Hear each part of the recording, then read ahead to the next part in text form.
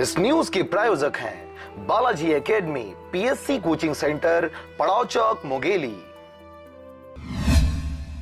छत्तीसगढ़ में चुनाव नजदीक आते ही राजनीतिक दलों द्वारा अपना वर्चस्व बढ़ाने कई प्रकार के दिखावे किया जाना शुरू हो चुका है।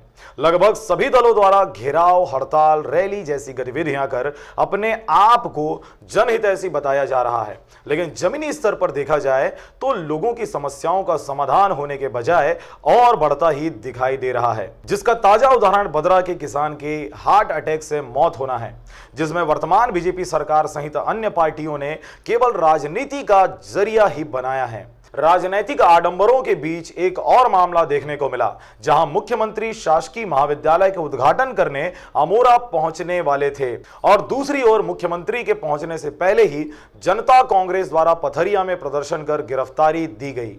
आपको बता दें कि जनता कांग्रेस द्वारा बदरा किसान की मौत, फसल बीमा व मुआवजा राशि जैसे किसानों की समस्याओं को लेकर मुख्यमंत्री के दौरे का विरोध करने की तैयारी थी, जिसमें उनके द्वारा मुख्यमंत्री को काला झंडा दिखाकर विरोध प्रदर्शन किया जाना तय किया गया था।